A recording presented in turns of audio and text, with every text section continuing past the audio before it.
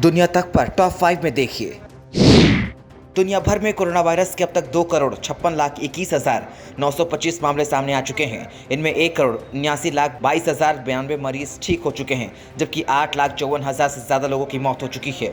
अभी 68,45,604 मरीज ऐसे हैं जिनका इलाज चल रहा है।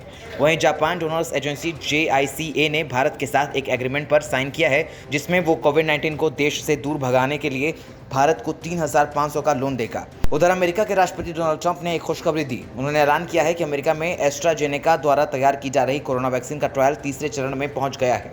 WHO ने सोमवार को कहा कि कोरोना वैक्सीन की आपात मंजूरी देने में बेहद सावधानी और गंभीरता की जरूरत है।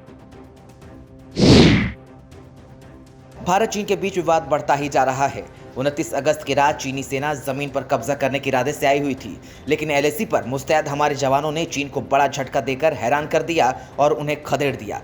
जिसके बाद आज यानी मंगलवार की सुबह 10 बजे से ही चुशुल में ब्रिगेडियर स्तर की बैठक चल रही है।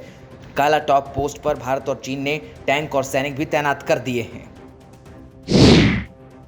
भारत चीन सीमा LAC पर दोनों तरफ की सेनाएं जहां एक तरफ गोला बारूद, हथियार और टैंकों के साथ तनी हुई हैं, वहीं भारत और चीन के विदेश मंत्री कूटनीति के जरिए संबंधों को सुधारने की वकालत करते नजर आ रहे हैं।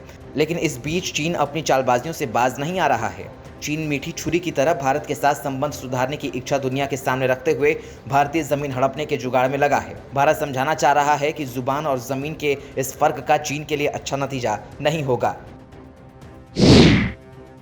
दिल्ली में भारत, US, ऑस्ट्रेलिया और जापान के साथ एक क्वाड मिनिस्ट्रियल मीटिंग हो सकती है। इसकी जानकारी US India strategic partnership forum में US deputy secretary of state Stephen Biegun ने दी।